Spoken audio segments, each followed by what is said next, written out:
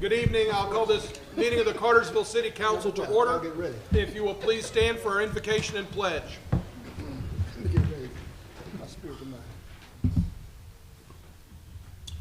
Good evening, everyone. Let us bow our heads and pray. Our Father, which art in heaven, once again we assemble ourselves in the House of Government of Cartersville, Georgia. Once again we solicit your advice, your guidance, and your counseling as we make decisions that affect the citizens of this city. Now, as we move forward, we ask you to move forward too and guide us and direct us. And it's in Jesus' name we pray. Amen. Amen. Amen. Join me in the pledge. I pledge allegiance to the flag of the United States of America and to the republic for which it stands, one nation, under God, indivisible, with liberty and justice for all. Ms. Drake, the roll, please. Carrie Hodge, Ward 1. Here. Jay Stapp, Ward 2. Here. Carrie Rolfe, Ward 3. Here. Calvin Cooley, Ward 4. Here. Gary Fox, Ward 5. Here. Taft Wren, Ward 6. Here. Gang's all here. Let's get down to it. First item on the agenda is the approval of our council meeting minutes from September 15th. And council, you've had an opportunity to review those minutes and identify any needs for edits. Now would be the time to mention those, and if there are none, a motion to approve would be in order.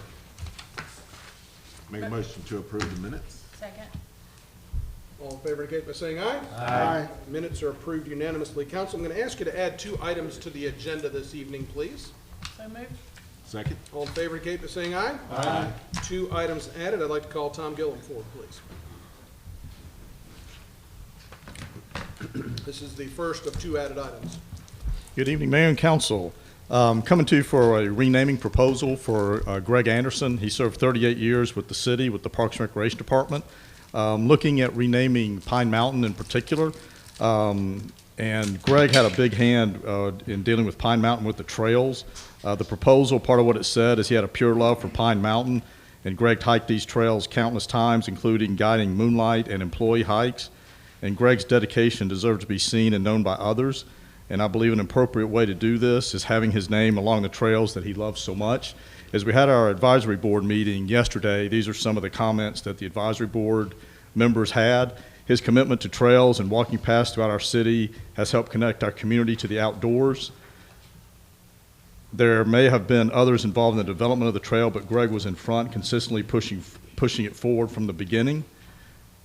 Also is there for naming part or the whole trail after Greg. Greg and I hiked Pine Mountain almost every day for a few years. That's how he talked me into being on the recreation board. And then the last one is Greg spent a great deal of time and effort on the trail. So with that, after talking to the advisory board, we'd like to recommend for your approval that Pine Mountain will be renamed the Greg Anderson Trail System at Pine Mountain. Any discussion? Other than it is well earned, well deserved. Indeed. Chair will entertain a motion. Motion to approve. Second. All in favor indicate by saying aye. Aye. Thank you. Motion carries unanimously. Thank you, Tom. Mr. Porto, we've got some appointments to make. Yes, Mayor. The first one's the Ethics Committee. All 3 members, Bobby Walker, Maurice Wilson, and Jessica Mitchell, would like to continue serving. And if you approve them, 2 of them terms will expire September 3rd, 2024. Ms. Mitchell will actually go to September 1, 2024. Thank you. Chair will entertain a motion. Make a motion to approve these appointments. Second. All in favor indicate by saying aye. Aye. Motion carries unanimously. Mr. Hardiger, you have the next appointment, please. Yes, sir. These are 2 folks, David Elder and Lisa Ellis, who have chosen to volunteer for the 2 open positions on Historic Preservation Commission. Their terms would expire on September of 2025. Ms. Ellis's application was handed out this evening. She didn't get it in prior to the packet being handed out, but she was also willing to serve on the HPC. Thank you for that. Is there any discussion? If not, a motion's in order. Motion to approve. Second. All in favor indicate by saying aye. Aye. Motion carries unanimously. You got the next one? Yes, sir. The Recreation Advisory Board, Casey Villarreal, would like to serve on that board. Appointed be December 31, 2025. Questions, comments, or motions? Make Motion a to motion approve. I'll second. All in favor indicate by saying aye. Aye. Motion carries unanimously. We have an outstanding fire department. I don't think anybody can dispute that. Anytime we get an opportunity to recognize significant achievements. We like to do that, and we have one of those tonight. I'll call on Chief Carter. Thank you, Mayor. Good evening, Mayor and Council. Last week, our department, we attended the Georgia Fire Conference, which is the annual conference of the two large fire associations. It was a very good conference educationally, but also for the department. Chief Chad Hendricks, he received his fire chief certification with the state of Georgia. Also, Lieutenant Jason Amerson was elected Director at Large for the Georgia State Firefighter Association, which was great. But to top all that off, last week, firefighter Sean Pruitt, he came to our department a little over a year ago. Came a little bit later in life than most firefighters would actually come to us. So overcoming a lot of challenges since that very day that he walked into the fire station. He's been a positive influence and a force, not just for our fire department, but also for the city, representing us well. Simply put, he's the kind of guy that if you're in trouble and you're in harm's way and you're hurting, you really want to see him walking up because you know that you're getting the best care.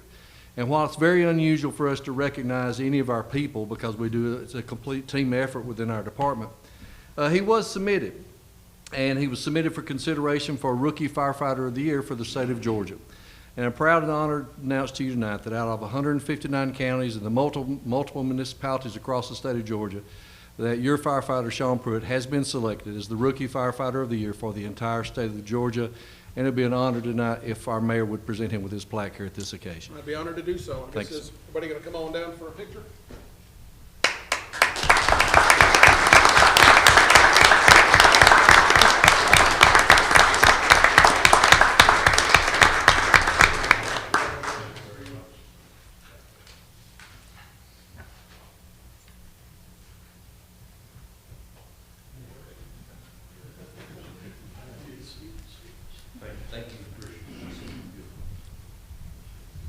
Hope you have a boring shift.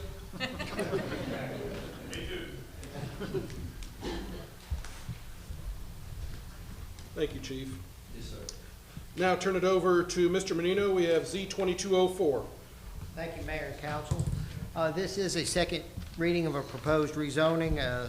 Like all the zoning cases on the agenda, it has been properly posted and advertised, and there appears to be no conflicts of interest. This is a rezoning off of Bates Road, approximately 46 acres, currently zoned PD, proposing R20 single-family residential. Planning Commission did recommend approval, and again, it is the second reading. There have been no changes or additions since the first reading. Thank you for that. Any question for Randy at this time on this item? Seeing none, I'll open up a public hearing for Z22-04 and ask anybody wishing to step forward to speak for or against to do so at this time. Seeing none, I'll close the public hearing for Z22-04, and we'll turn it over to council for further discussion. Any questions or any motions that care to be made? Motion to approve. Second. All in favor indicate by saying aye. Aye. Motion carries unanimously. Next, we've got first reading of Z22-03. And again, I'll ask Randy to come forward and get us started. Thank you again, Mayor and Council. This is a proposed rezoning of approximately 48 acres at the southeast quadrant of the intersection of Old Alabama and Carter Grove Boulevard. It's currently zoned planned development with conditions. The property does have a history on it back in 2004. It was part of the overall Carter Grove development, and this tract was proposed to be entirely commercial. In 2006, they came back and changed that 48 acres to a proposed development that would have some mixed commercial in with it, with 222 townhome units that it was approved for. Since then, a lot of things have happened and changed out there. The applicant is now proposing to change the zoning from PD with conditions to PD with different conditions. They're proposing approximately 165 duplex, triplex, condominium type units out there. It is intended to be a senior age targeted development. It is a planned development, so they did provide an overall layout of the proposal. As part of the criteria of a planned development, everything in the application becomes part of the conditions of zoning. The layout will become a condition of zoning. However, you know, it is still conceptual, so there still could be engineering type tweaks that would have to be adjusted on that. The applicant has proposed some architectural renderings of what is proposed out there. With that, there was a very lengthy Planning Commission public hearing on that, and the Planning Commission did recommend denial of this application. Okay. Thank you. Are there any other questions for Randy on this item at this time? All right, I'll open up a public hearing for 22-03. Anybody wishing to step forward to speak for or against may do so at this time.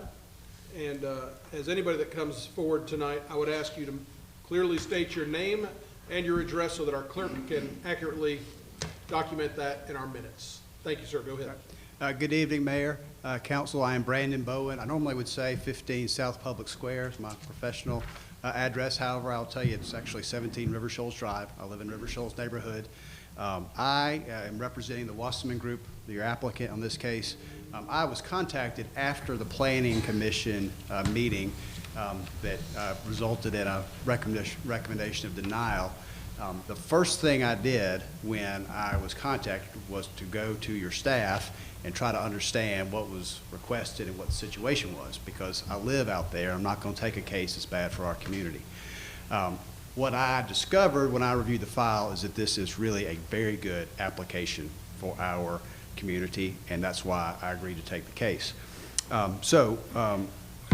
With your pre-meeting, your staff talked to you about what would be permissible out there now, but just to reiterate, it is currently approved for about 220 units, townhomes, apartments possibly.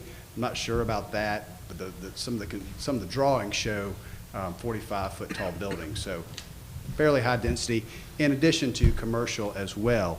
The commercial is kind of messed up because after that was done, the DOT came along and took away that property, so I'm not sure it's really suitable.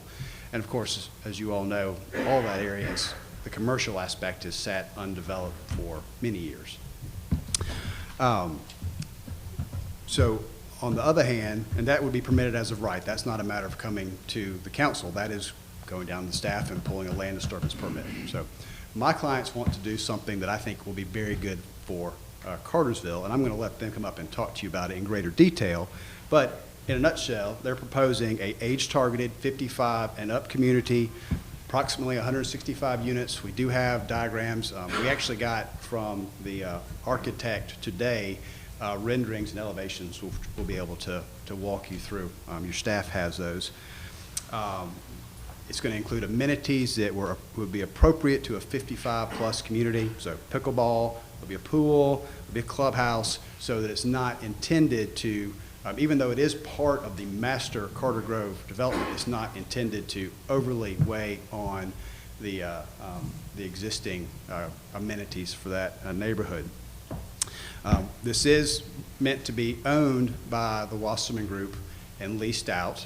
Okay, we're expecting rents north of $2,000 a month.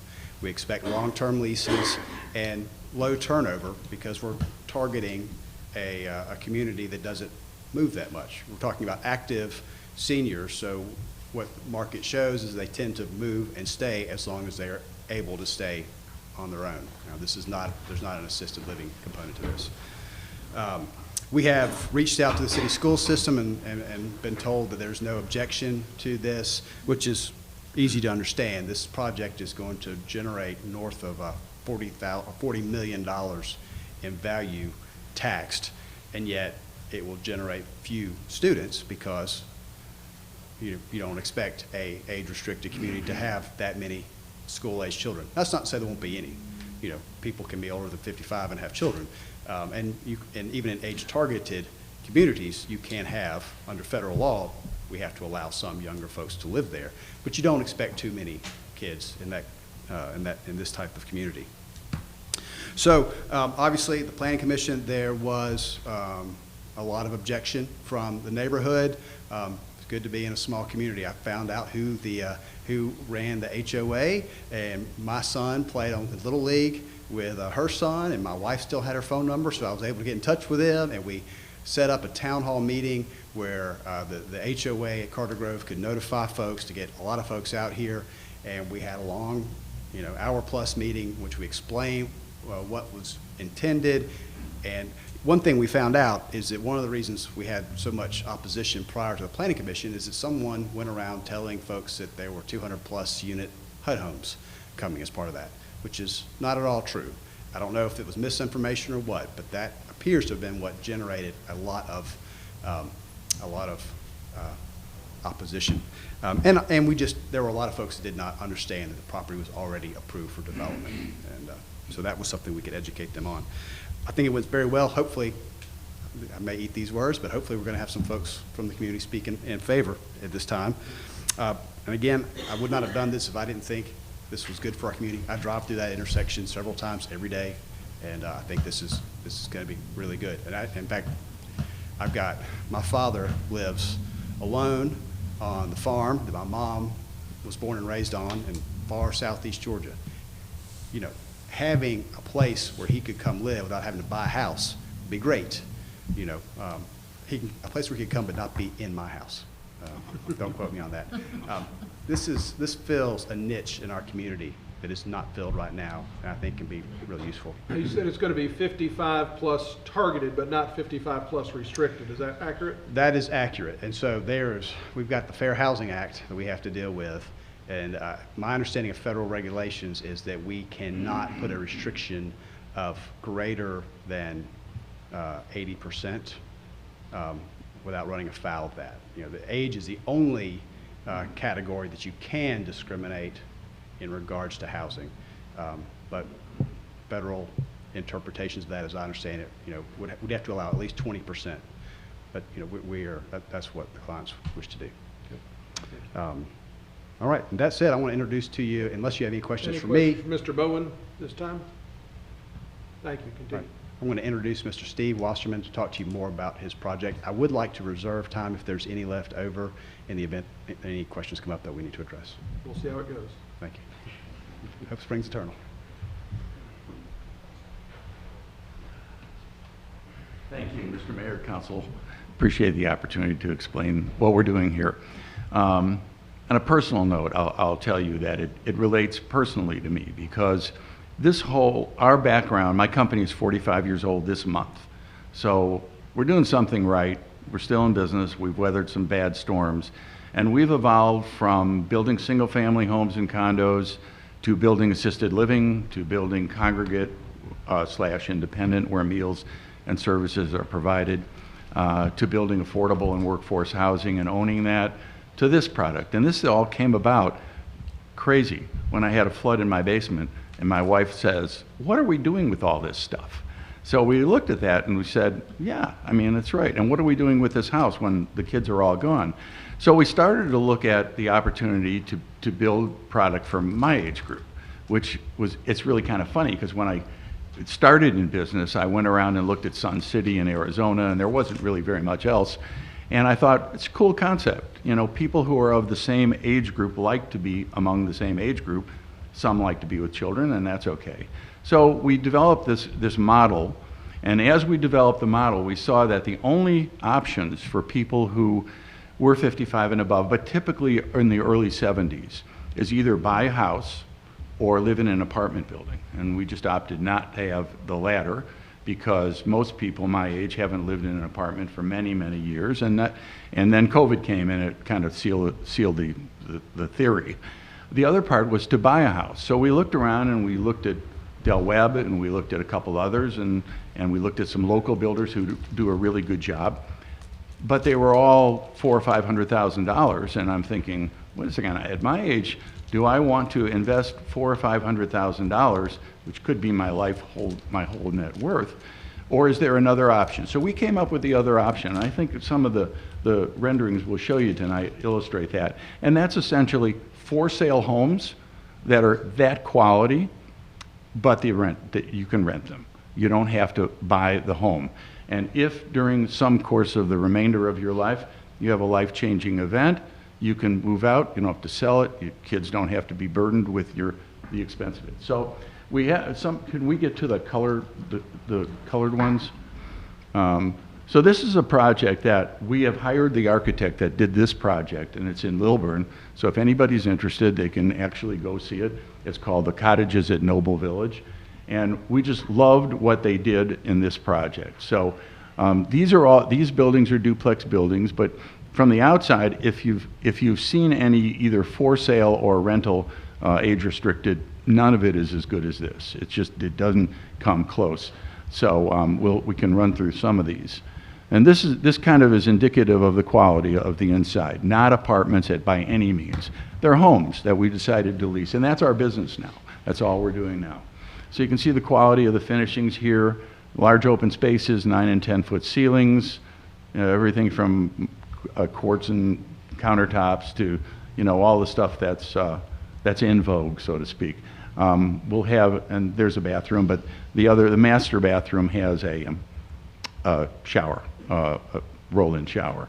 So this will accommodate folks as they age in place without having to go down the street to the assisted living facility, and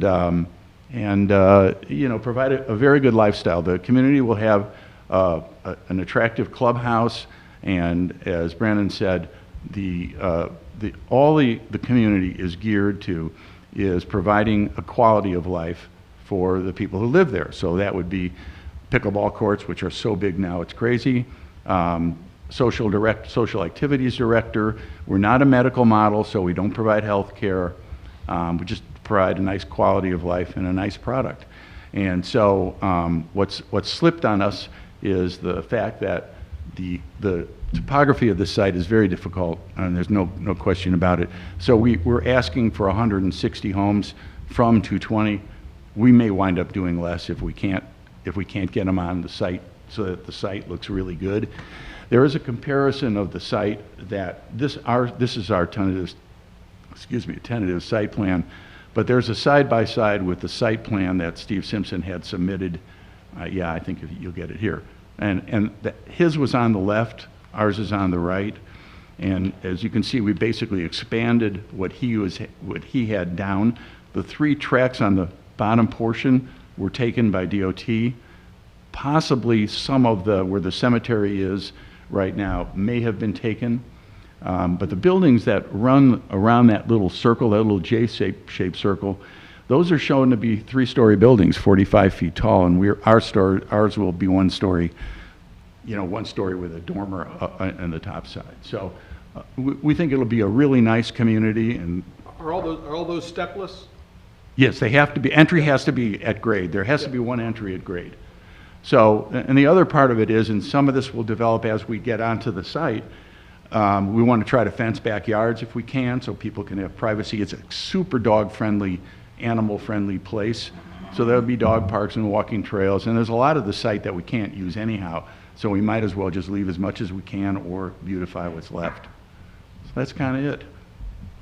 Okay. Questions, Mr. Wasserman, at this point? And these are the concept drawings, but you can go see these buildings right now.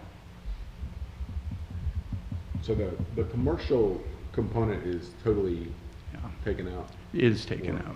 We can't, first of all, it's not our business right now. And second, we really believe that, we've had a market study done, there just isn't a demand for it. This is a property that, as you know, is being built right now across from the Car Museum. And we only show this for contrast purposes.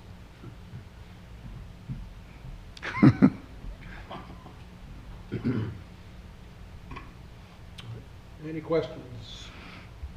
Thank you, sir. Thank you, sir. Appreciate that. This is a public hearing for 22-03. And anybody wishing to step forward, speak for or against may do so at this time. And again, sir, your name and your address for our clerk, please. My name is Todd Barnett. I live in Carter Grove, 21 Ivy Stone Court. And, I was here at the last meeting when this was brought up. And let me say up front, I'm in favor of the plan. I mean, I think what was said earlier, they didn't tell us what was going on beforehand. Some of that could have been, brought up before us before it ever got to that point. We would have had a better discussion on this. And what they're doing, like I said, I'm for. It looks nice. I think the lease homes, if they're still, got that in there, they got to keep it up. So it's got to look good because they're not going to be able to get their $2,200 a month rent if it looks like crap. So, I think they're going to stay with that. But I do have some concerns with that. And my concerns is the neighborhood going forward. The they're saying 220 homes, but actually it was 165 townhomes is what was planned and other with the storefronts, okay? That's what the original plan, that's what's in your development standards for that. And it's a 45-foot building, and even in new plans, it can go up to 35 feet, so only 10-foot difference, 2.5 feet. And that's not in their plans of what they're building, but again, I'm looking at going forward. 10 years down the road, y'all might want to be out of the leasing business and sell yours out to another company or somebody else that comes in there and buys them, because Bartow County, you might not get $2,200 a month in rent. You decide you don't want to be 50% occupied, so you want to sell. Well, where does that leave us? I don't want them to be able to come in down the road and make our 55, plus community to just a regular community, rent to anybody, go down to $1,000 a month, and then it just start running downhill, right? So we do have, a Carter Grove covenant, but we have no say in our covenant. Our covenant's run by Tolly Group, one person, and there is no board. You can call us board, but we don't have a board. It's just run by Tolly. And at some point, it'll be turned over to us, but we don't know when that's going to be. There's got to be a lot of more homes built, a lot more things going on, so we don't have a say. So in that case, I'm asking for y'all to come in and give us some protection. Either have it, you're changing a bunch of stuff. They also said that the other homes were rental. They're not. In your paperwork on line 10, it states on here for the original thing that their residential units will be fee simple ownership conforming to applicable requirements of condominiums. That means they have to be sold. They can't be leased. That's a real estate term, says it has to be sold. I checked with that. So these weren't going to be leasing homes.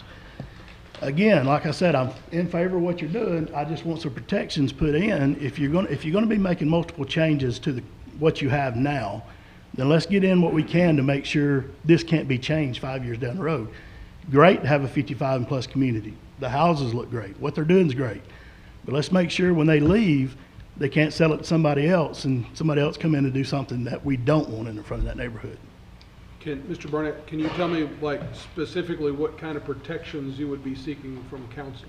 Well, that was my question. This first I've heard about the 50. It's an age-restricted community. I'd hope it has to stay an age-restricted community. It's age marketed. It's not age restricted. Right, and that would be so at any time that could change. Then they could say, okay, we give up on the 55s. They're not coming in. Yeah, let's go down. Let's change the rent to $1,000 a month. It doesn't make any sense for you to do it, but I'm just saying that could happen. I mean, you're right by side of school. What comes by schools? Apartments, right? So I'm not saying it's a better community than anybody else, but they're not cheap homes in that community. You start dropping in apartments, it's going to bring everybody's value down, some of it a little bit. So all I'm saying, I don't know what you can do in the amendments. That I'm not a lawyer of, but I would like some sort of protection that we can't change what they're doing and what they're getting to and leave it like that. And I don't know how we can do that. I'm not a lawyer. I'm just saying I'd like for it. Well, I'll tell you, the way that they're doing it on the front end, and David and Randy, you can correct me when I start misspeaking, but the fact that it is a planned unit development, what they have turned in is they've got to adhere to what's been turned in. Mm-hmm. So, again, if the concern would be they're showing us these pretty pictures of houses now, but now once it gets approved, they're going to go back and do something different.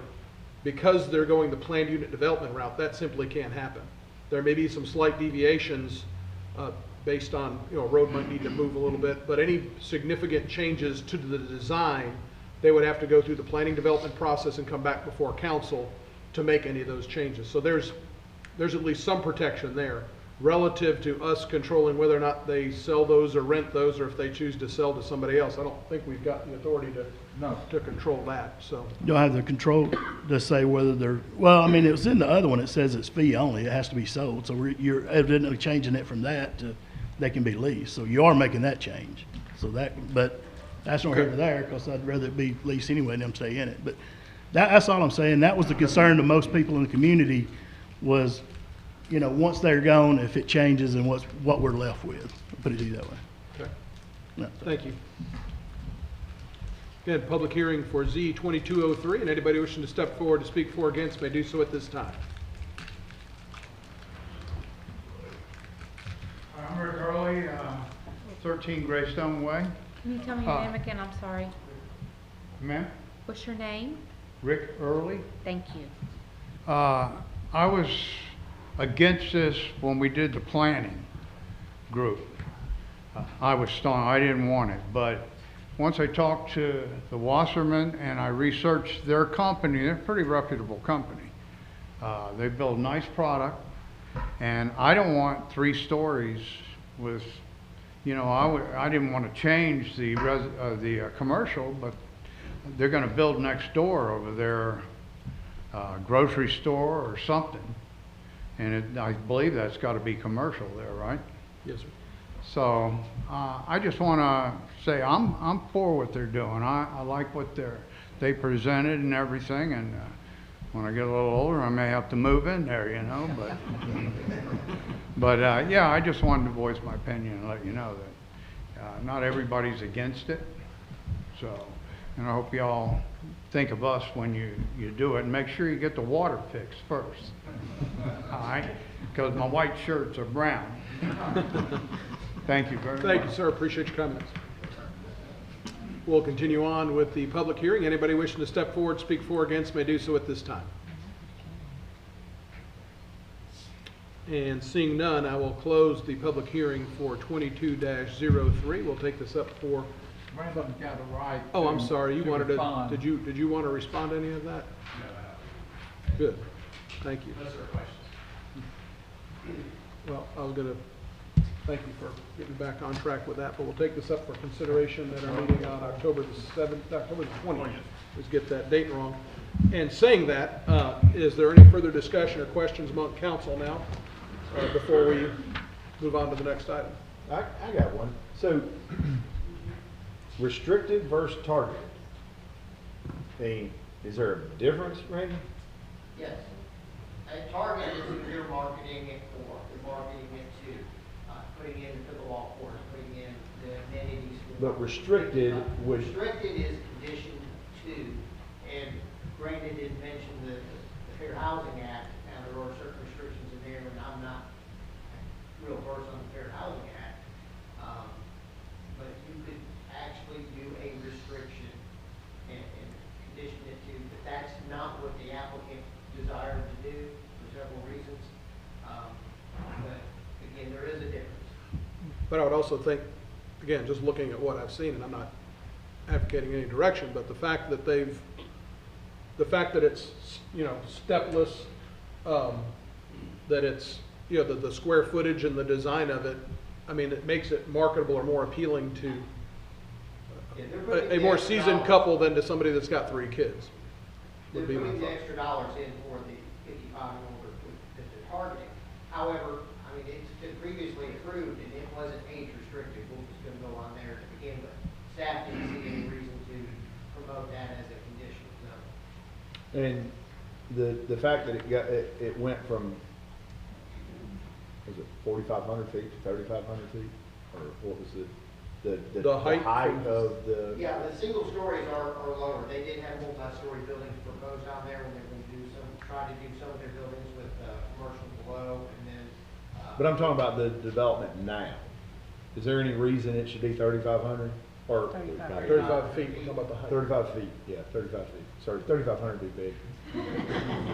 Well, that keeps it a bit lower. Typically, your single-story structures and homes are going to be about 35 feet or below. Okay. Just trying to. All right. Can I, are there any Absolutely. age-restricted So they can neighborhoods house in 35 Cartersville now? Age restricted, Yes. Is villas or Hillendale? the villas are not actually age restricted. There's one on Old Mill Road that. Hillendale, but it's not for zoning. They've chosen to restrict it. Correct. Now, We don't have the development that's on Dolphin Ferry that's in the county, that's age restricted. It's also part of they get some federal tax credits for It is. that stuff, but that's a different animal. I don't know anything about it. Yeah. Go through our process.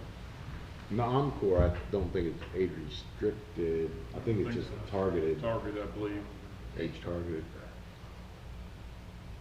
Okay. With as much, as quickly as Hillendale or the villas, when they go on the market and sell, is that anything that the developer has looked at? I mean, they sell like that. I guess those older folks have more cash. I know, but Hillendale, you know, those units usually sell pretty quickly versus, you know, trying to rent in a condo condo or a homeowners association. I don't know if the owner had any response, or the developer had any response to how fast those properties sell versus trying to lease these. One thing that I guess I'd like to ask relative to the gentleman that brought up the issue with the water, that is, again, while it's in the city, it's served by the county water department. There may be notes in your package. The applicant has met with the county water department, I believe, Lamont Kaiser. They are familiar with the schedule for the improvements to the water line here in the Old Alabama Road construction. They have the timelines, and they are fully aware that in the development process, it's going to be contingent upon the water getting completed and the water pressure being resolved. Applicant, they met with them, so you may want to ask that directly to them. As long as it's being taken into consideration, and it might be something where we might need to consider conditioning on some level. Don't want to get into the fire chief's business, but I mean, if we don't have water pressures, you know, maybe under Bartow County Water, but it's under the Cartersville Fire Department, and we want to make sure that we've got what we need to make sure we're servicing the existing people before we bring more people out there. Between now and the second reading, we'll make sure we touch base back with the Bartow County Water Department. We may have had a letter already. Yeah, there's a letter, there's a letter in the packet about that. That's taken into consideration. Okay. Thank you. And Councilman Roth, the comment you made earlier, did you want a response from the developer, or give them an opportunity? I guess you can think about that. Okay. I don't need a response. I just. You can go ahead. Yeah, go ahead. Go ahead and step forward if you would. Why do you think about it? Oh, well, if you're not ready to speak on it and you want to get back with us. Yeah. Again, there's 2 weeks between, you know, we're obviously going to have a second reading, or if you want to submit some information to the clerk or to Dan for us to get distributed to council between meetings, that's fine too. Let me make sure I understand your question. I mean, you were asking about Hillendale and another, and the speed at which they're selling, and whether or not the developer would consider doing for sale as opposed to for rent? Right. Okay. I mean, it's some of the concerns, I think, in Carter Grove have been the lease property or the rental property. I think even in my own backyard, that's taking place. I think, you know, as we look at some of those options, I mean, it may be an option. I mean, Hillendale, I know they sell pretty quickly. I know the villas on Pine Grove. I mean, I think I made a statement earlier in the work session. If you took the 2 feet out of the villas at Pine Grove, they would look similar to this product here. You know, they're just detached. So it's just just a thought of a process when you look at the lease and the purchase option. Well, I mean, I think I can answer that question. Okay. If these were developed out and to be sold, could they be sold? I'm sure the answer to that is yes. I mean, Pine Grove has done fantastic, and it has ever since the start. That's not their business model. I mean, their business model is to develop this and lease it out long term. And that's something that's new, and it bears thinking on. But I've done a number of these in North Georgia, and the thing that strikes me, if you have a good company to stand behind it, is this is a really good thing. Now, we all know, you know, a fee simple house can be leased out. Any investor can go take some money and buy a house, and some will maintain it well, and some not so well, okay? When you've got a company that has the wherewithal to maintain it, it's gonna be at a common high quality of maintenance. And I think about Avonlea, and I haven't been over there recently, but in the past when I would go over there, it was always very nice. You know, they did a good job. If you've got a company to maintain it, you end up with a really good product. And it's meant to serve folks that don't want to own. You know, they're at a point in their life where they don't wish to own. They wish to be able to travel, they wish to go spend 4 months with grandkids or whatever and not have to worry about their house while they're gone. That's not for everybody, but it is for their target market. I hope that answered your question. If I need to do more research, I will. Thank you. Thank you. close the public hearing, but since we're talking, come on back up. It's fine if you've got a comment or question. I'd just like to explain more why we can't have the age restricted. I mean, you know, if that's part of the plan, that's part of what we're doing, why can't that be put into it then? I mean, if it's in other parts of the county, I get what you're saying, but just for the protection of the neighborhood, if they do go away, why can't it be already in there? Somebody could come in and ask for y'all to change it later, I get that. But if that's what they're doing anyway, what is the drawback to having it age restricted put into the plan? I can't answer that. Do you care to address that? Or if there's information you wanted to, again, to distribute, that's fine too, if you have an answer for that. I mean, to me, I think it just comes down to a business model situation. Yeah, well, I guess there's two things. One, it's not age restricted now. I mean, this is a down zoning, and to add, you know, higher requirements for a less dense, higher quality product is a little bit odd, frankly. That said, I mean, I think if that is a high concern to the council, then I think I can sit down with Mr. Archer and we can come up with a condition that ought to address that goal. We do have to be careful because we don't want to get us and y'all sued under the Fair Housing Act. But, you know, we can look at potentially doing that if Mr. Archer agrees. Okay, thank you. All right, any other questions amongst council that you might have for? Can I say something really quick? Sure. Come on up. I just wanted to I need your name and your address, please. Okay. My name is Elaine Glinka, Glinka, 115 Clear Lake Drive Northwest in Adairsville. I lived in a 55 and over community in Arizona, so I can tell you a little bit about it. It was age restricted, except that under federal guidelines, you can take up to 20% of the people that are over 40. I was not 55, but my father, who came to spend the winters with me, was 80-something, so they let it slide because I was over 40. So you can put those restrictions in place, and then you still can allow up to 20% of people that are just 40 and above.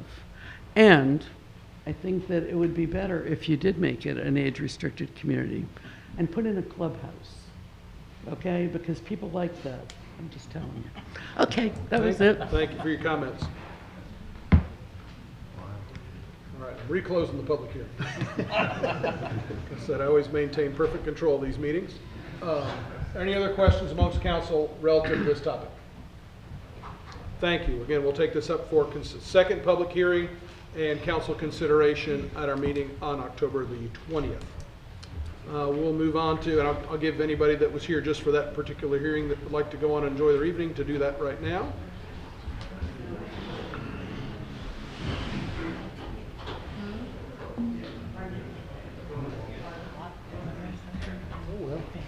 And now I will call forward the issue of COP 22-17 and ask Mr. Hardigree to get us started, please. Yes, sir. Thank you, Mr. Mayor. If you need just a minute for everybody to clear out that. Give them a few seconds.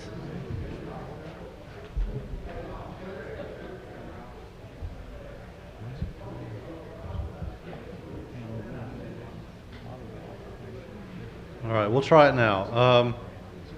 This is an HPC appeal on a recent case that actually started back in 2020. In December of 2020, HPC reviewed a case at 32 Cartersville Road, which is the Evans property. At the time, there was an old home on site as well as several accessory structures. The HPC reviewed a request for demolition of several of those structures and to approve a site plan for the rebuild of the house and site amenities. A condition of that approval was that there be no perimeter fencing around or no fencing around the perimeter of the property. And that was after a public hearing was held and several people voiced concerns about this perimeter fencing. At that meeting, the applicant actually pulled the fencing from consideration and said it could wait till later. And at the time, that fencing was actually 6 feet in height, which would require a variance by city ordinance. So the HPC might have been correct in not allowing the fence at the time because a variance would have been needed. Fast forward to September of this year, the HPC reviewed a second application that addressed two types of fences on site, a privacy fence, which the HPC did approve with a condition, and then a request to remove the 2020 condition for the decorative perimeter fencing. And on this site plan in 2022, the applicant did reduce the height of this decorative fence down from 6 feet to 4 feet. By all indication, that would have been a fence compliant with the zoning standards, and that's a fence that, had we looked at it separately from that 2020 condition, we would have approved by right. So on appeal, because HBC did not remove that condition that other people would be able to have by right, the case is being appealed to you this evening for a decision on whether or not to remove that fence condition. Brandon Bowen is here this evening to represent the applicant in the appeal. Thank you. Questions for David at this time?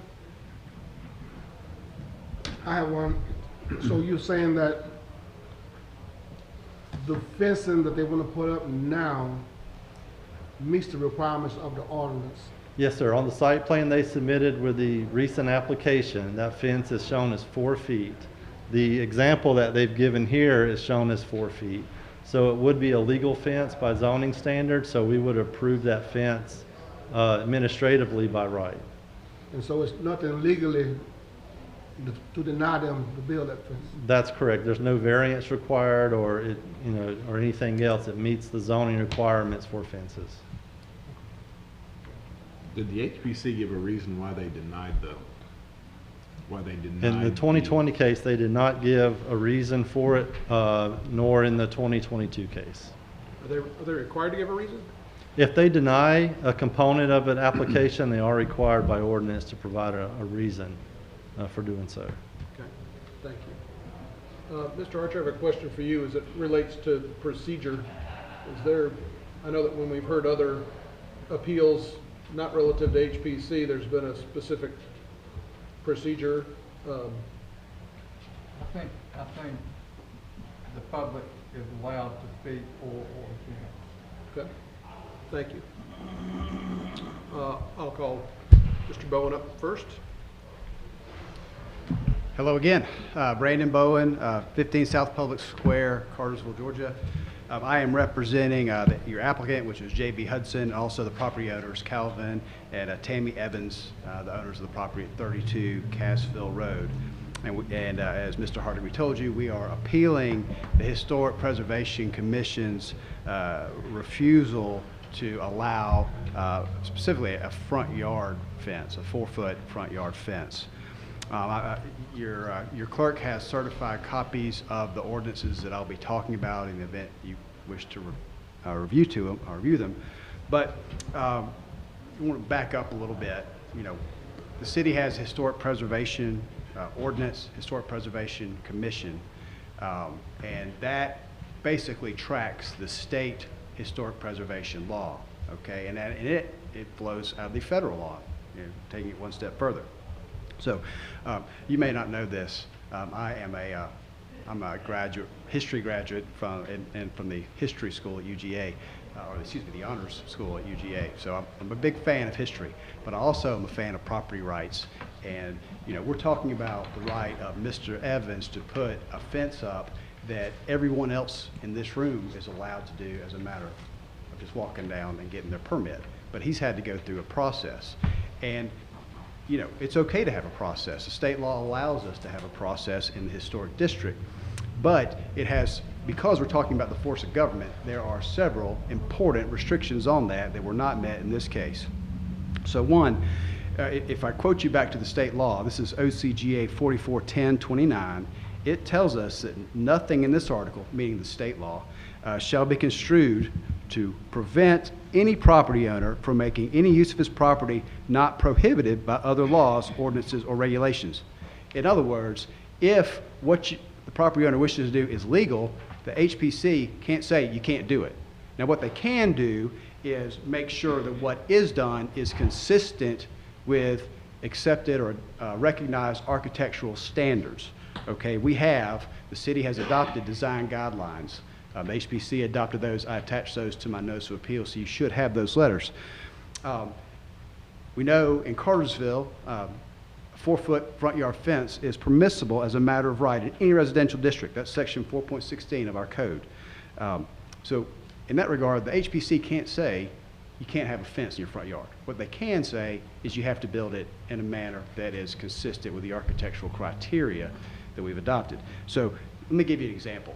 Let's suppose that rather than, you know, a metal fence that we're looking at, suppose that the fence was going to be an adobe brick wall, okay? Now those are historic in New Mexico, but they're not historic here. And if he wanted to build that kind of wall, I think the HPC could say, no, that's not consistent with our design guidelines. You can't build that fence, okay? But they can't say you can't build any fence at all.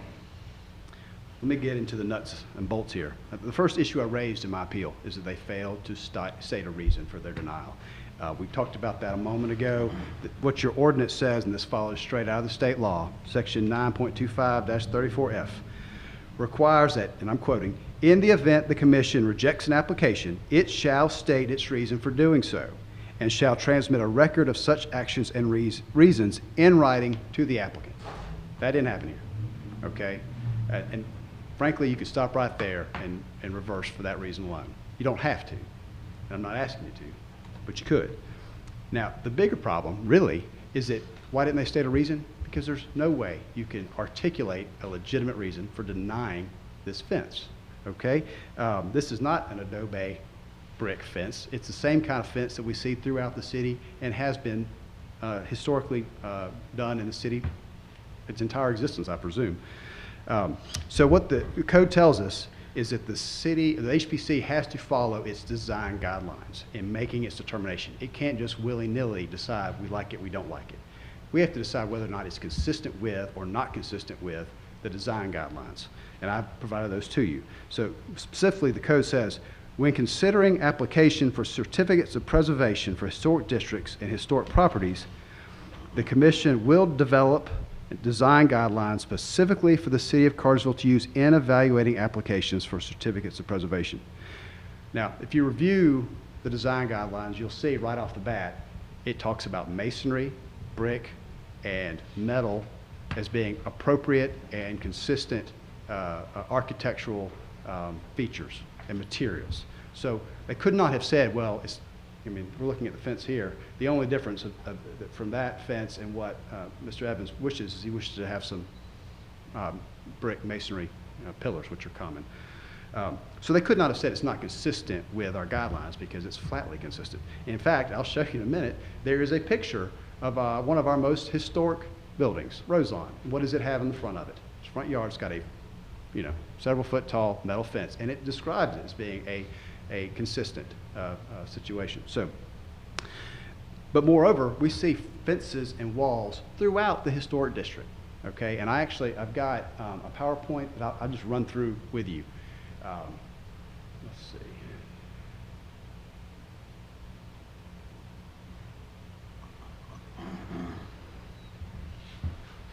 Okay, so this, if you'll back up one, this is not in existence, or at least not on Mr. Evans's property.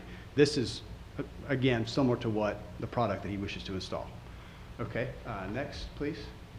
This is at 1 Cross Street. This is an existing fence. 1 Cross Street is in this historic district. So this is an example of what is here currently. Next, this is on the north end of the district, 137 Cassville Road. The district goes all the way up to the railroad tracks. There are a number of fences up there. This is one. This is another that's up there. There's another in that northern side. Now, number of walls. This is not a fence, but there are a number of masonry walls. And this is all in the historic district. So we'll keep on going through. Now, this one, I need to interject here. This is 10 Etowah Drive. It is not in the historic district. It is one of 2 or 3 properties that, as far as I can tell, is directly downtown in the residential area, but is not in a historic district. But nevertheless, we can see it's got that same style, heavy brick, the pillars, and then the metal fencing. And that's enough side. Again, that's the front yard being fenced in there. That's looking at it from West Avenue there. Okay, this is 303 West Main Street. Now this is basically the same fence. It was just installed. This is not in the Cartersville Historic District, it's in the Main Street Historic District. It's still, you know, whatever, 2 blocks away, but this was just installed, and if you can go to the next slide, please.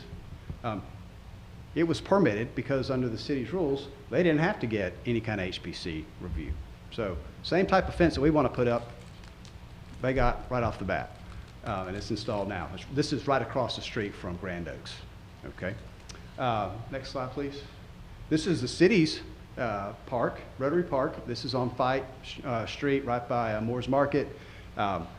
Obviously, same style, the exact same style of what Mr. Evans wishes to put in. And this is in, again, the Main Street Historic District. This 68 Cartersville Road, this is, I think, the property directly north or very close on the north side to Mr. Evans's property. And you see they've got a big a fence and also masonry gate or pillars. There is a heavy hedge growth. This may have been the one that Mr. Archer referred to as having been there before the city. I'm not sure. I don't know if there's a fence amongst the hedge or not, but clearly it is not opaque. It's a very nice fence, and we're not criticizing it. We're just saying this is an example of someone else being able to do it. Next fence. This is 100 Cartersville Road. Here they've got a white wood fence that fences off the property. Again, this is in the same historic district. Next property. 208 West Cherokee Avenue. This is, I guess, 1 or 2 buildings before you get to Roselawn. Obviously, they've got a front yard fence there. This is in the Cartersville district. 18 Wofford Street, same district. This is a wood fence. It's currently there. Now, 23 Cartersville Road. There are a number of properties that are on Cartersville, and they have double frontage.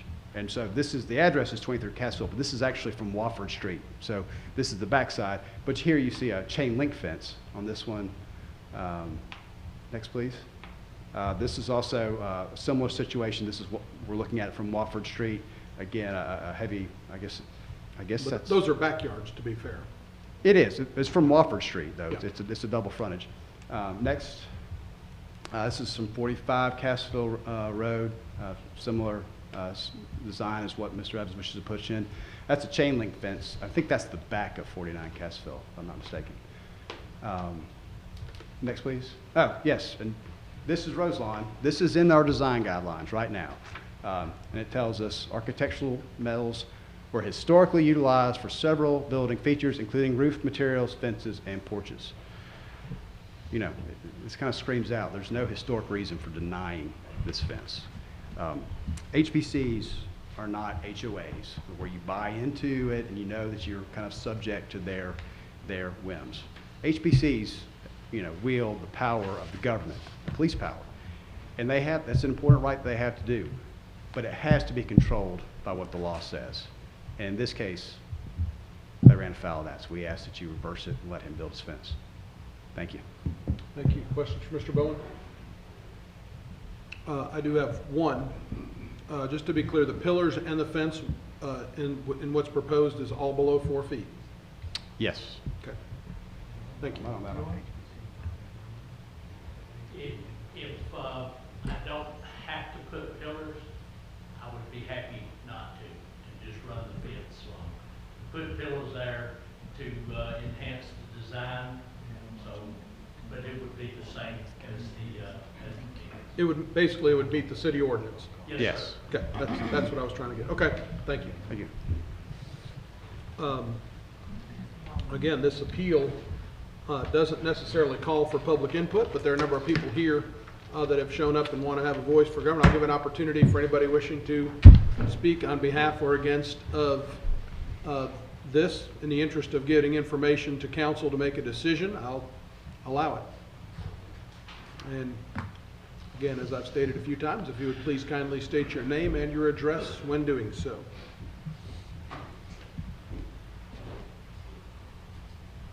Thank you, Mayor and Council. I'm Boyd Pettit.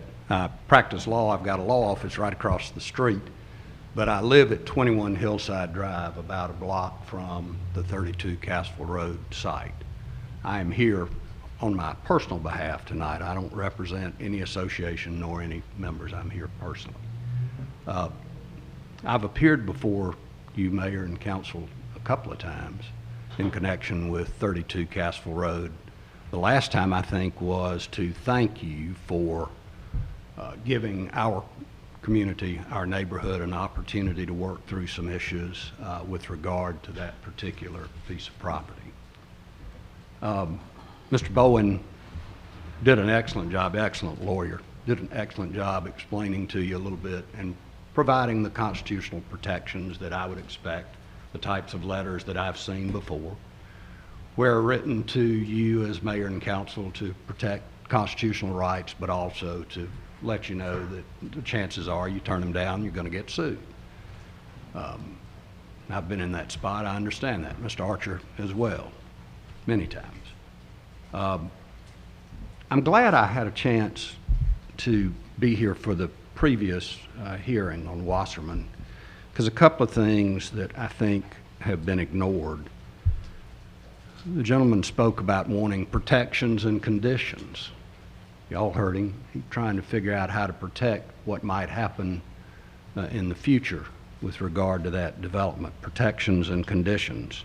Mayor, you even emphasized some of those issues. And I heard Mr. Bowen say that from the initial hearing until tonight, they had put together a town hall meeting. They had had a meeting with the HOA, and we didn't get that opportunity in this matter. We didn't have that opportunity for this tonight, nor for the HPC meeting several weeks ago. As I mentioned, Mr. Bowen's letter is very well written, points out some issues, and I acknowledge those. I've watched those pictures. In fact, I'll tell you, I think 32 Cassville Road is probably one of the most unique pieces of property in this community. But I can't compare it to Roselawn. Roselawn and that wrought iron fence was there long before HPC rules and guidelines. Looking at some of the other structures that were both within and without, I think comfortably say to you that a lot of those properties were there and the conditions that you saw pictures of were there prior to historic districts being created. I think you all know our community of Cassville Road and Hillside Drive and Charles Street. We're a pretty social and a pretty sociable neighborhood. Somebody's dog gets out, we send an alert out, everybody's looking. We see something strange in the community and we're all there. I don't see brick pillars in our neighborhood. I saw the Dellinger driveway. That's not a fence. And by the way, it's wrought iron. Mr. Bowen's letter says this is going to be a wrought iron fence. That is a wrought iron fence. There's a difference between wrought iron and a metal or ornamental fence. And I don't really know what's being applied for here. But what I do know is that the October 15, 2020 HPC meeting, when the discussion was tearing down the old Mumford home, one of our historians, Mr. Archer's written about the history of many of these properties, there was a condition, and the condition was the withdrawal of the perimeter fence. We all understood that with a swimming pool, there's going to have to be a fence. But the withdrawal of the fence, perimeter fence, had a lot to do with many of us in the neighborhood saying, we don't want to see that house torn down. We don't want to lose the Mumford home, but we understand that it may not be in a shape that could feasibly be repaired. I'm still not convinced of that, but I'm glad to see what's going up. I think it has the potential to be a huge benefit to our community here in the city. At that meeting in 2020, what was emphasized was to maintain the historic integrity. Mr. Evans, the proposed home will be very similar to the current home and will keep the historic integrity. Mr. Evans thanked the board and his neighbors. That's from your minutes of your HPC meeting. I would have liked to have had an opportunity to sit down and talk about a perimeter fence before getting before HPC or before this council. I have to respectfully ask you to support your HPC. I understand you may say, well, why can everybody else in the city of Cartersville build a 4-foot fence in front of their home except for Mr. Evans at 32 Cartersville Road? And I submit to you it's because in 2020, he and his builder withdrew that from the plans in order to get the buy-in from a number of folks in our community. As I said, we're a social and a sociable neighborhood. I think we continue to want to see historic preservation in this community. And I know that there's some other front yard fences that are going up. The question is, are we talking about an iron, wrought iron, which is what Mr. Bowen's letter says? We talking about ornamental? We talking about putting in pillars? We don't know whether those pillars are going to be 4 feet high or higher. We would respectfully ask that you follow what HPC said, which was, what's being proposed does not meet historical district looks. And I think you're going to hear from several of the neighbors. And this is a difficult situation because we're going to continue to be neighbors. I've been there a long time. I'm not going anywhere, I hope. And I hope Mr. Evans is there a long time, Mr. and Ms. Evans. But I want to see that historic integrity restored and kept in our area. And I hope you'll support your HPC. Again, I come to you saying thanks because we have one house on that property thanks to you. Thank you.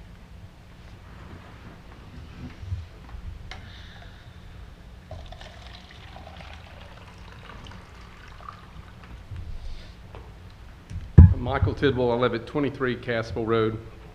For the last 16 years, I've lived either beside or across the street from 32 Cassville Road. I know the property very well. Boyd's a hard one to follow because he certainly encompasses all of my feelings and all my thoughts, and he's very eloquent as he presents those. But it's always my desire to see the City Council support our HPC. I've served on that commission, and I think it's very important. I think it gives homeowners the security and the encouragement to invest in these old homes. You live in a 150-year-old home, there's a lot that goes along with that. And frankly, I would never move into a 150-year-old home if I didn't know there was an HPC there to help me coincide with my neighbors and help me ensure that my neighbors will follow suit with those same historical preservations and integrities. Again, as Boyd mentioned, this case is very unique. We understand it very well.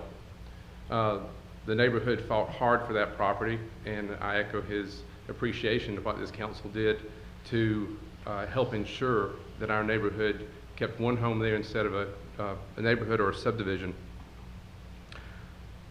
But having been at that HPC meeting, having understood that the home was being presented with a fence around it, having requested that that fence not be as part of the design because it doesn't really keep the feel of our neighborhood.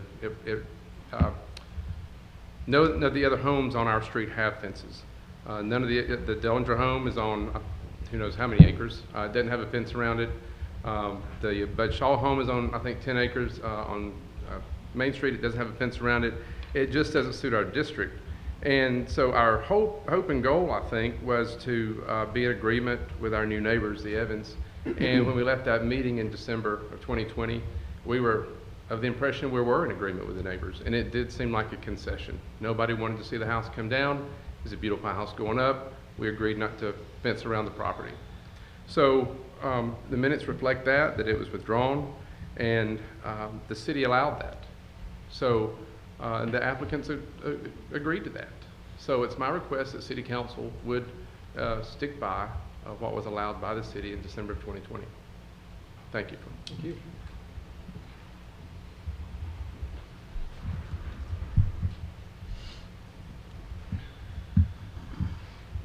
Good evening. I'm Mayor and Council. I'm Chip Shropshire, 39 Cassville Road. I live directly across the street from 32 Cassville. And I agree with Mr. Pettit and Mr. Tidwell that, you know, the tear down, I mean, everything was just a very contentious time for all of us, not knowing what was going to happen. We appreciate everything that happened in the city. And, but it was like it was a negotiation in the way we read it. And the negotiation was, you can do all this with no fence.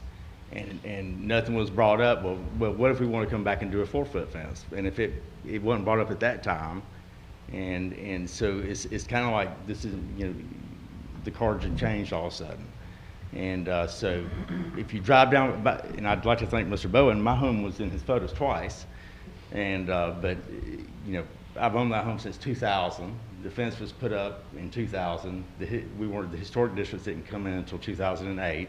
And I would probably do different now, knowing what it is. But the fences are on the back of the house. There's nothing on the, if you drive down Cassville Road until you get to the Davis home, there are no fences on Cassville Road. And we would just, that just is the character of our neighborhood, and we think it should stay that way. And we appreciate y'all. We support the HPC and everything they do, and we think that the council should too. Thank you.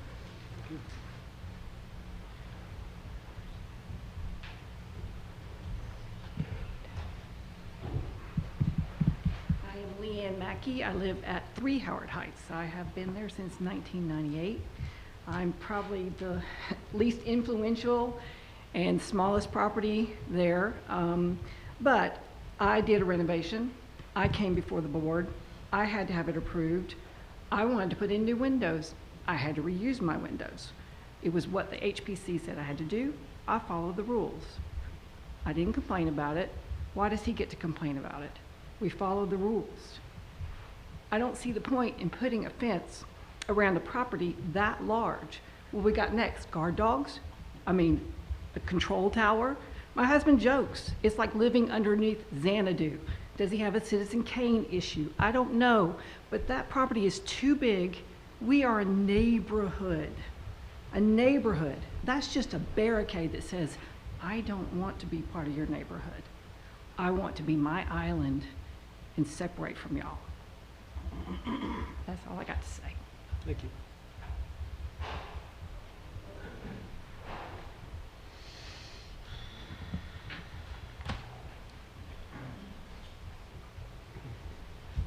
Thank you, Mayor and Council. My name is Ann Warren. I live at 50 Cassville Road on the corner of Cassville and Charles. I'm directly next door neighbor to the property. And once again, I want to thank you for what you did to help us keep a single family residence at that property.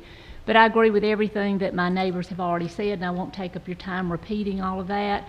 But it is not in keeping with our neighborhood to put a big fence around anybody's front yard. And many of the photos were not of anybody's front yard. Those were backyard fences, which at the HPC, which I was at, we approved for him to have that. It makes sense. He's putting in a pool to have that. But, you know, we are a good neighborhood, and we, you know, enjoy each other, and we take care of each other. I hate to see us have to come to this before somebody even moves in. It breaks my heart. But I do have to say I do not think it's in keeping with the HPC. I don't think it's very gentlemanly. It's not what was agreed to in 2020 when we were already making concessions with the HPC and what we thought was best for our neighborhood. And then to come back after we agreed and to step forward and to push something that was a concession that they made back in 2020. I don't think that's the way people should behave. I'm sorry. But I just thank you for considering what the neighborhood feels. Thank you.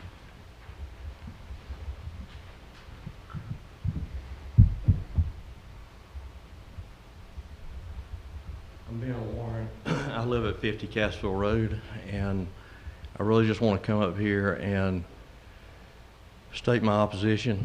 I agree with all the points that they've made great points. And I won't repeat those things, but it is just not in keeping with the original agreement. I mean, that's just the bottom line, in my opinion. So, thank you.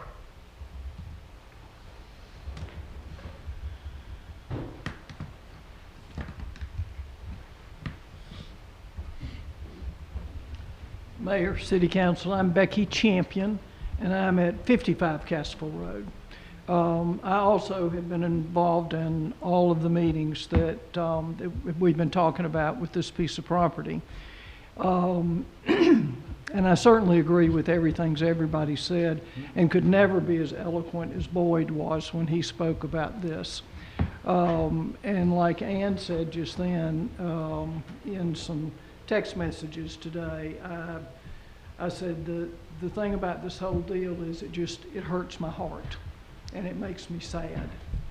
I am opposed to the fence.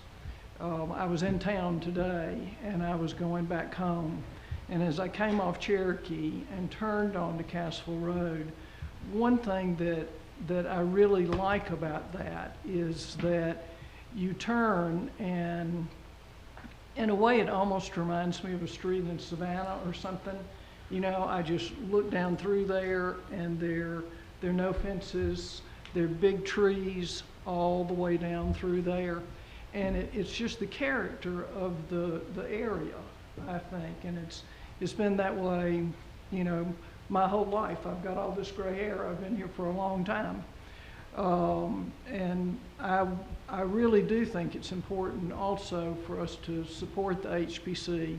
It was agreed upon at that time, and I hate to see us go against it with that. And this piece of property, Boyd made the statement that he couldn't compare this piece of property with Rosemont.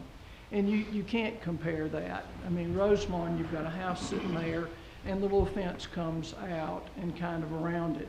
This piece of property is one of the most unique pieces of property in the city. I don't know if it's still the largest, but at one point it was the largest piece of property that was this close to downtown.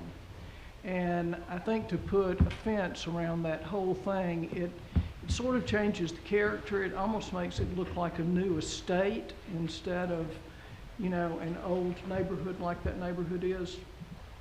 So I just would urge you to support the HPC and think about this. But we appreciate what you have done in the past, and thank you all very much. I know it's hard to sit up there where you are. Thank you. Thank you.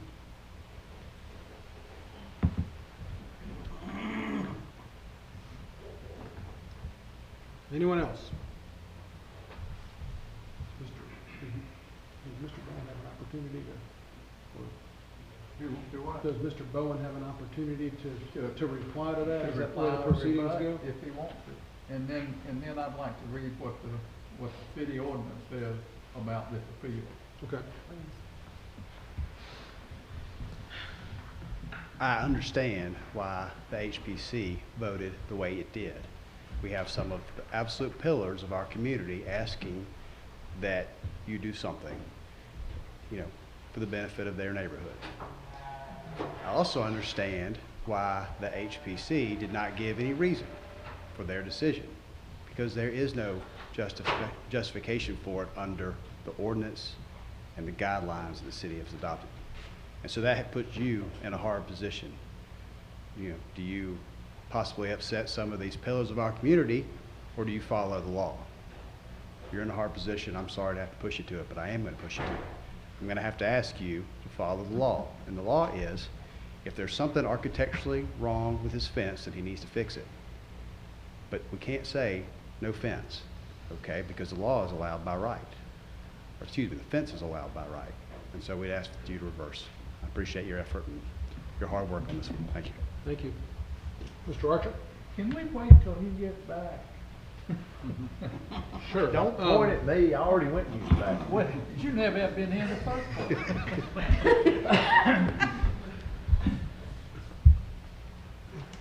I guess we can. Y'all gonna vote, Well, but I'd hate to. here's what I'd like to, instead of waiting for him, I know there's some other people that would probably need a moment to maybe freshen up. I'm gonna call for a 5-minute adjournment.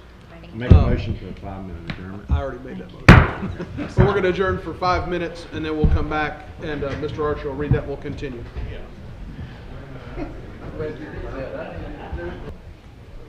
All right, I'll call this meeting of the Cartersville City Council back into session. We're in the midst of a COP 22-17, and we've heard from multiple people on this. Mr. Archer, if you would please read the city ordinance.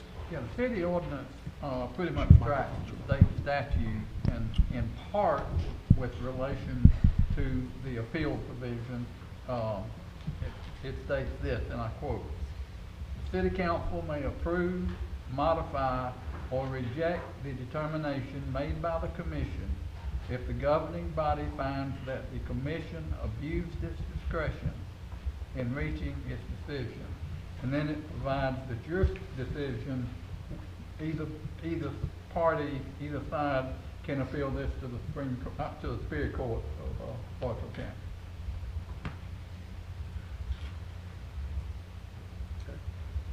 And so, I'm sorry, the part about the HPC action that was in there, I don't need you to read the whole thing again. All right, I'll read but that it says part. if they've abused their power in some way. Let me read that part again. The city council may approve, modify, or reject the determination made by the commission if the governing body finds that the commission abused its discretion in reaching its decision. Okay.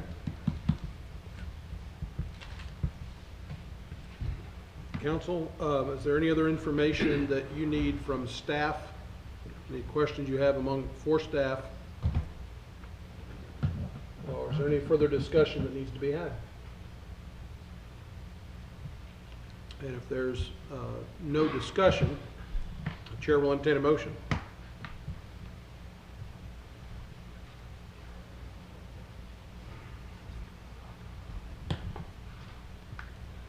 There is no easy motion here. There is no easy motion.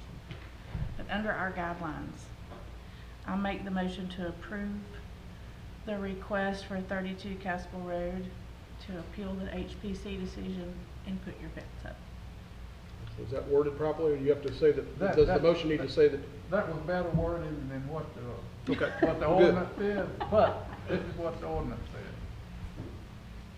You can, you may approve, modify, or reject the determination made by the commission. So I'll make a motion to reject the HPC decision. That would be consistent with the ordinance. Done. Okay, I have a motion on the table. Do I have a second? Second. All right, I have a motion and a second. All in favor, please raise your hand and say aye. Aye. And any opposed, like sign. Aye. Okay, so that fails by a vote of 4-2. And again, we still have, if there's need for further discussion or clarification, if not, then a motion is still in order.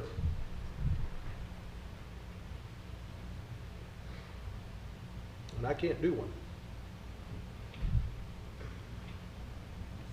And while council is deliberating this, Mr. Archer, what if there is no motion made? Let me read it again. If no motion, if no motion is made, the decision of the Historic Preservation Commission stands as Okay. is. What's the timeline to reapply? It's a year. Year? Isn't that right, Randy? What's more of a zoning? For an appeal, I don't know. No, to reapply. If he would have reapplied to the Historic Preservation Oh, Commission. there's no timeline, they can reapply automatically with HPC, I believe, David's looking at it right now. Yeah, I believe it's a year. But that may be in the state statute.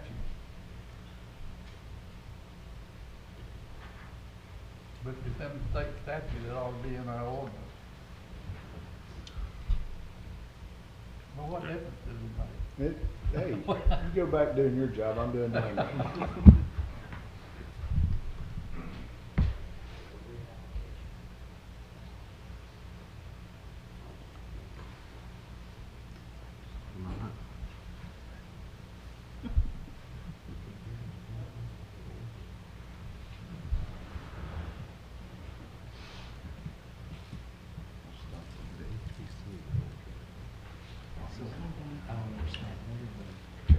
I'm waiting for a motion or for some discussion. I'm waiting on, I would like to hear Mr. Hargreave, if there is something in our ordinance that has a stipulation of when they could reapply, if upheld.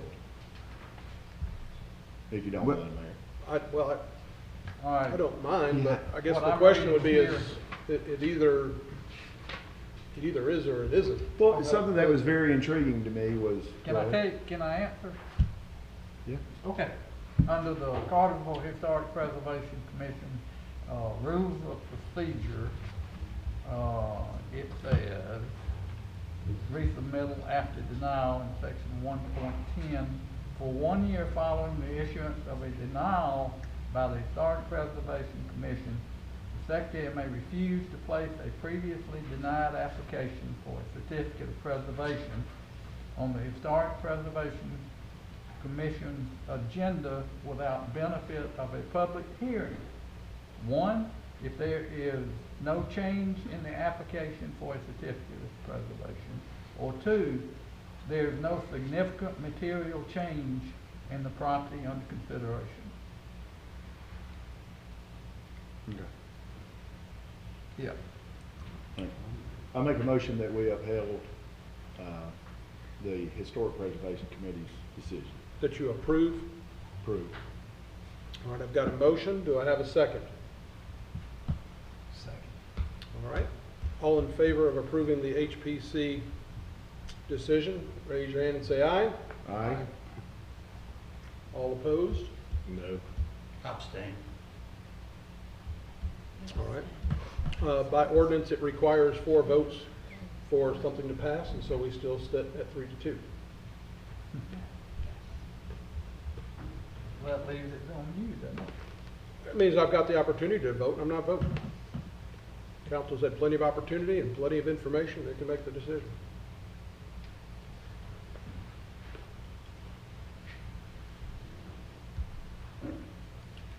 And this is purely off the top of my head, but I believe that that means the decision of the Historic Preservation Commission remains as it is. If we don't get a decision. Unless there's further discussion or if there's an opportunity for more information amongst council.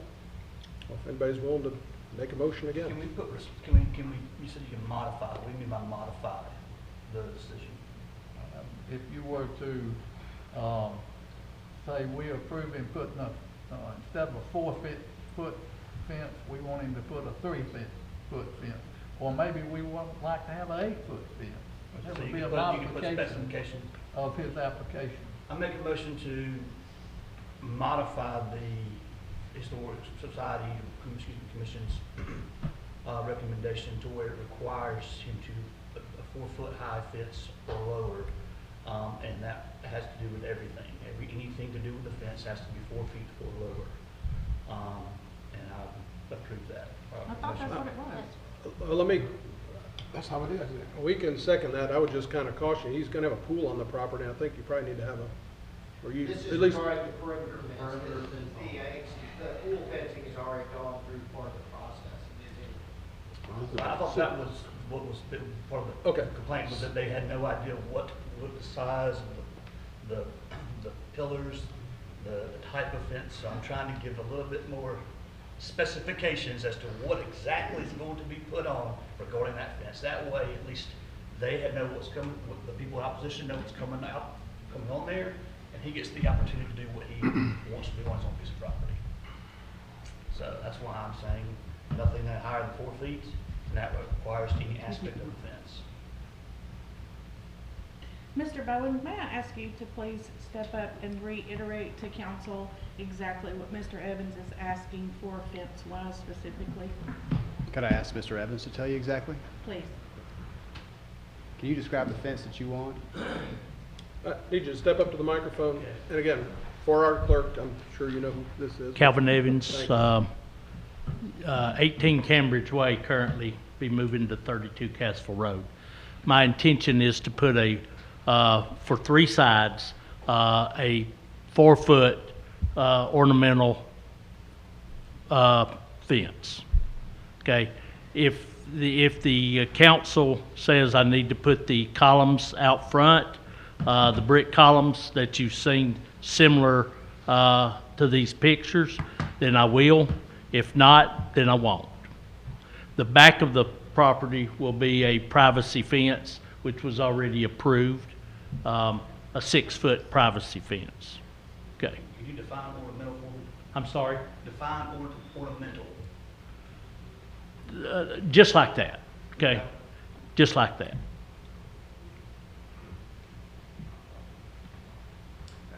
The masonry aspect, he included that with the idea that that would make folks happier, it would look nicer. If it's something they don't want, he's happy to let it go. Yeah.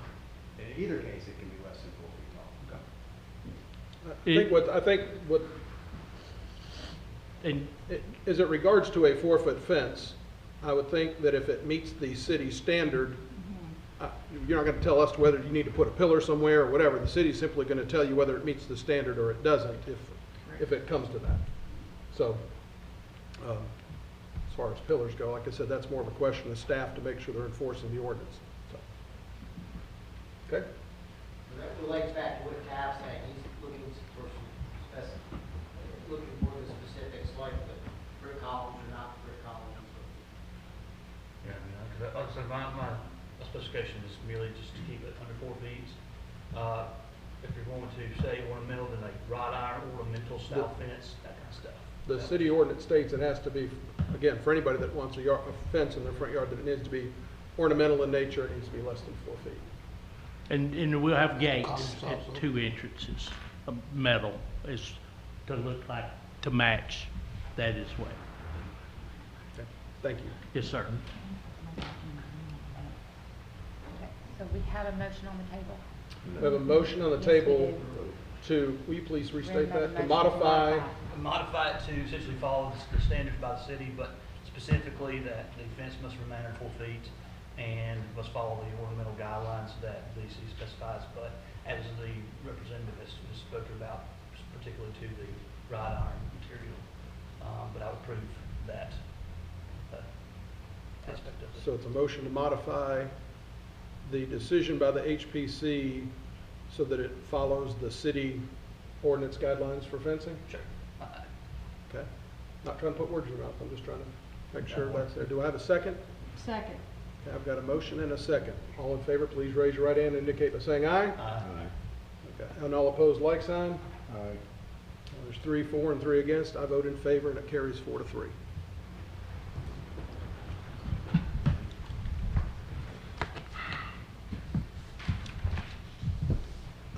Mr. Menino, you've got the next item, T22-02.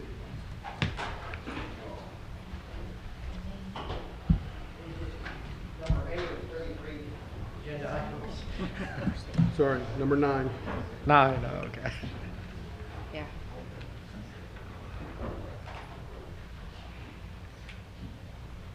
Thank you, Mayor and Council. This is a proposed text amendment. This is the second reading of the proposed text amendment. The text amendment is relating to our sign ordinance. The applicant, Mount Zion Mission Baptist Church, is requesting an amendment that will allow a digital sign in front of their facility. Our ordinance only allows it on certain streets within the city. They have proposed an amendment that would allow a section of Jones Street to have digital signs, and with that, the Planning Commission did hear this. They did recommend approval of this application. This is a second reading. There have been no additions or changes since the first reading. Okay. Any questions, comments, or motions regarding T22-02? Motion to approve. Second. All in favor indicate by saying aye. Aye. Motion carries unanimously. T22-03. Like the previous request, this is a proposed text amendment to the signed ordinance. This is regarding to the billboard portion. Like the other request, the digital billboards are only allowed on certain streets within the city jurisdiction, mostly state routes. With that, the applicant is requesting an area in the off Old Mill Road and in an industrial area to be allowed to do a digital billboard. They have specified a certain number of feet from the intersection along down Old Mill Road, which would be added to our list of streets that are allowed. With that, Planning Commission did recommend approval of this application. This is a second reading. There have been no additions or changes since the first reading. All right, any questions for Randy on this item? And if there are none, a motion's in order. Motion to approve? Second. All in favor indicate by saying aye. Aye. Any opposed? Motion carries unanimously. We have a series of first readings of ordinances tonight. Mr. Menino, continue on. This is a proposed text amendment to our alcohol ordinance. The applicant had previously proposed 3 changes to the alcohol ordinance regarding specialty shop criteria and selling of alcohol. One dealt with percentage of sales, one distilled spirits, and the other craft beer. The craft beer issue had been resolved. The percentage of sales has been dropped by the applicant. Now, the only portion that is being requested is distilled spirits to be allowed to be sold in specialty shops in regards to downtown area of our alcohol ordinance. And with that, Alcohol Control Board did hear this. They did recommend denial of this. On behalf of the applicant wasn't at the hearing, and there was the Alcohol Control Board was not able to discuss the application with him, and with that, they moved it forward with a recommendation for denial. Okay. Thank you. Questions for Randy? I know the applicant is here. Do you wish to comment?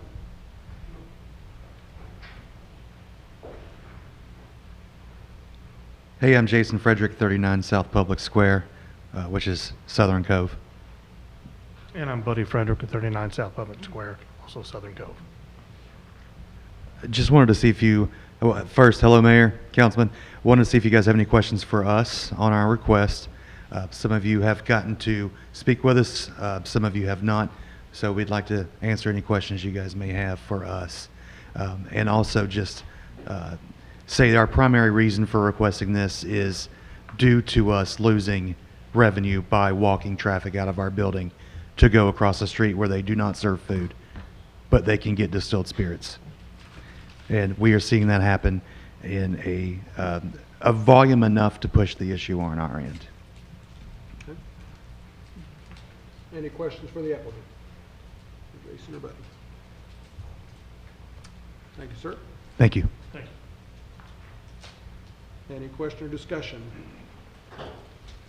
All right, if there's none, this is the first reading. We'll take it up for final consideration at our meeting on October 20th. Next item, please, Dan. Yes, Mayor, this is the annual leave amendment. Essentially, I've discussed it with the mayor and council. I'm looking to actually improve our recruitment and retention of employees to allow them to earn 3 and 4 and 5 week vacations a little sooner than we have in our current ordinance. This is the first reading of that ordinance. This, if approved, the next meeting, it'll allow them to start accruing at year 6 on 3 weeks, year 11 and 4 weeks, and year 16 on 5 weeks. Okay, questions, comments, or motions?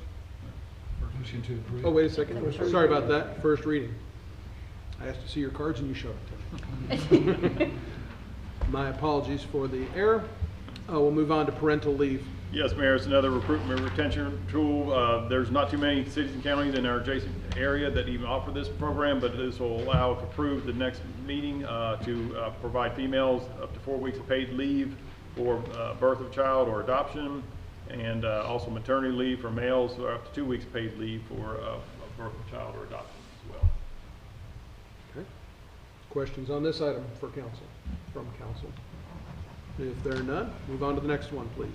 Educational Assistance Program, this is another, again, recruitment retention tool that allow for our employees to grow within our city government, to take classes that maybe allow them to seek associates or master or bachelor's degree. But this is, again, another feather in our cap. I think that will help us recruit new employees and also retain existing ones. And if approved, it'll allow us, and we'll budget annually the cost for this program to allow employees to seek to improve themselves and hopefully grow in our organization. Okay. Any questions for Dan on this item? If there are none, move along. Time change for the December 1st meeting. This is our annual Christmas parade that evening, so that morning we'll have a meeting if this resolution is approved. Okay. Questions, comments, or motions? Motion. Second. All in favor, indicate by saying aye. Aye. Very good. We are, by the way, we're in the lightning round portion of the meeting now. Freddie, you're up. Chief Carter, you're on deck. Let's go. This is a request for approval. Georgia Power requested a vegetation easement, and we're requesting that it be approved. Chair will entertain a motion. Motion to approve? Second. All in favor, indicate by saying aye. Aye. Motion carries unanimously. Next Thank you. item. The next item is a Burmex meter reading services contract. We're looking at contract meter reading to cover some of our meter reading services. Thank you. Any questions? If not, the chair will entertain a motion. Motion to approve. Second. All in favor, indicate by saying aye. Aye. Thank you. Motion carries unanimously. Chief Carter and then Tommy Sanders. And Chief, if you'll do this item and then the added item that a council approved. Yes, sir. Last year. We're requesting approval. We're requesting approval of a project to inspect and certify the Class B fuel training systems at our joint training facility. The total cost of this project is going to be $21,094.24. 50% of this will be reimbursed to the city by Bartow County. So the city will be will have a net impact of $10,547.21. As a side note, this is the first of two significant projects we'll be bringing to you dealing with the Joint Training Center. But tonight we're respectfully requesting approval of this particular piece. Total cost $21,094.24. Thank you. Questions, comments, or motions? Make a motion to approve. Second. All in favor, indicate by saying aye. Aye. Motion carries unanimously. That added item, please, Chief. Yes, sir. We're respectfully requesting permission to surplus the 1994 Pierce ladder truck. We now have our new ladder truck in service as of 5:30 yesterday, and the assorted attached equipment with that truck. We will ask for this to be surplus and then placed on Gov Deals. I know historically we've kind of targeted other departments or other cities nearby that might make use of that. That's not the case this time? We have not found any interest at this point in time, and quite frankly, manpower hours and turnover, we feel it'd just be more efficient if we just go ahead and get it placed on Gov Deals and move it out. Sounds good to me. Questions, comments, or motions? Motion to approve.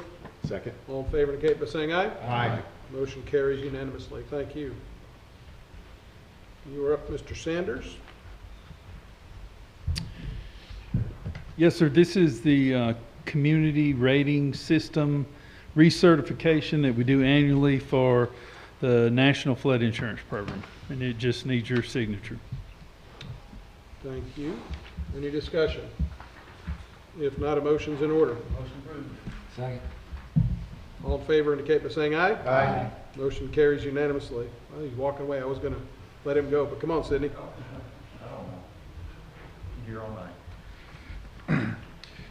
Yes, sir. This is a request to amend engineering services agreement with Consolidated Technologies Incorporated. They are currently designing storm sewer replacement on Leek Street and Irwin Street. We're requesting you approve an addition to that to design the replacement of sanitary sewer in that same stretch of road. It adds $9,700 to the engineering services agreement and brings that total to $55,700. It will be ARPA funded, by the way, the engineering. Any discussion? If not, a motion's in order. Motion to approve. Second. All in favor indicate by saying aye. Aye. Motion carries unanimously. Mr. Sanders, you're back up. Thank you, sir. This item is for residential garbage carts. The best bid was from Waste Quit for a total of $36,202, and it's a budgeted item. Thank you. Questions, comments, or motions? Make a motion to approve the purchase. Second. All in favor indicate by saying aye. Aye. Motion carries unanimously. We also need to restock our dumpsters for our commercial solid waste. And the low bid was from Lewis Steelworks of Wren, Georgia for 55 dumpsters for $55,410. And it's also budgeted. It's also on hand. Questions, comments, or motions? Make a motion to approve the purchase. Second. All in favor indicate by saying aye. Aye. Motion carries unanimously. Thank Continue you. on. You got one more, don't you? Yes, resurfacing bid award. We opened bids. We had 6 bidders for this year's resurfacing project. And the low bidder was Blunt Construction from Marietta for $596,868.92. And we request permission for the mayor to sign the related contract documents and award this to the low bidder. Thank you. Any discussion? If not, a motion's in order. Make a motion to approve the bid award. Second. All in favor indicate by saying aye. Aye. Motion carries unanimously. Thank you. Sir. Mr. Hampton.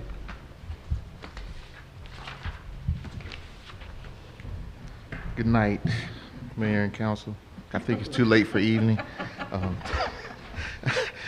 First up is our request for renewal of our MV90 software that we use to do all of our large customer billing. This is a budgeted expense, an annual expense, and it is for $14,000. Sorry, I got my papers out of order here. $14,145.45. Questions, comments, or motions? Motion to approve. Second. All in favor indicate by saying aye. Aye. Motion carries unanimously. Thank you. Next item was for a pair of transformers, 500 and a 750 kVA pad mount 3-phase transformer. We went out for individual bids, and it was determined we could actually get a saving by getting both transformers from Solomon Transformer, who we get pretty much all of our transformers from now, to a savings of $2,062. The total amount for both transformers was $66,688, and this is a budgeted expense. Requesting your approval. Questions, comments, or motions? Make a motion to approve the purchase. Second. All in favor indicate by saying aye. Aye. Motion carries unanimously. Thank you. And the last one was a primary metering package for one of our industrial customers that's doing an expansion. We're having to set another medium voltage transformer out there, which requires us to meter it on the primary side. This arrangement is something we've standardized on for safety reasons. They color code things for it, and they pre-build it for us at the factory by Annixter, and the total amount for this package is $10,131.73. Question your approval. Any discussion? If not, a motion. Motion to approve. Second. All in favor indicate by saying aye. Aye. Motion carries unanimously. Thank you. And this may give you warm and fuzzy, if I may add, is that customer bought their own transformer, so they saved us about $70,000, $80,000 on a transformer purchase. So all we had to buy was a meter, and I think we got out pretty good. That was That's appreciated. great. Thank you. Yeah. Ms. Thank Penny. you, guys. This is for the 2023 city calendar bid. We had a new Dimension graphic design and printing company come in with the lowest bid at $13,946.17. This is for 10,200 calendars, 100 of which are going to be specific to the fire department. This is a budgeted item. Thank you. Any discussion? If not, a motion's in order. Make a motion to approve. Second. All in favor indicate by saying aye. Aye. Motion carries unanimously. You stay right there.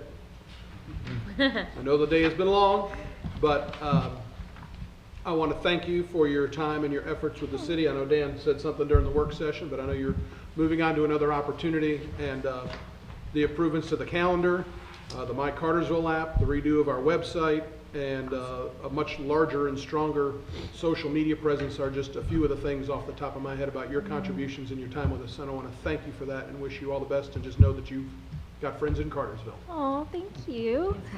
I appreciate it, everyone. Thank you. Mr. Porter, you had a couple of items that you wanted to share. Yes, Mayor, I do. No, all of this really goes back to Ann Lee and what she's done with our webpage. But tomorrow, we're having the Faith and Blue at the Friendship Plaza between 11 a.m. and 2 p.m. We typically have had it at our public safety headquarters, but it's going to be held at Friendship Plaza tomorrow, trying to bring the community together through our police department and what they do for us every day. Next Saturday, the 15th, Barbecue and Brews is being held downtown Cartersville. But a couple other things that are on our webpage, citizens feedback, we're looking forward. There's DOT's doing the replacement of the bridge in Sugar Valley. They're asking for public comment, and Ann Lee has got a feedback page for that, as well as Positively Tennessee Street, trying to get comments for our Stan Tech consultants to finish their work. They've been at Rose Lawn recently and the Farmers Market getting citizen input on Tennessee Street to see what kind of improvements can be made there to help that. Also, you see on that page, Bartow County Comprehensive Plan Survey, which also entails City of Cartersville Comprehensive Plan Survey. Look for public comment on that. And Ann Lee touched on that with the approval of a new dimension, but citizen calendar. There is a deadline for citizens who submit photos, again, to be put in next year's calendar by October 28th. It was a deadline to submit their photos, and we looked at as we prepared next year's calendar. Have to download the app to do it. Oh, good way to sell it. Anything else you want to hang out and talk about tonight? No. Chair will entertain a motion to adjourn. Go, Kane. Say go. All right, Randy.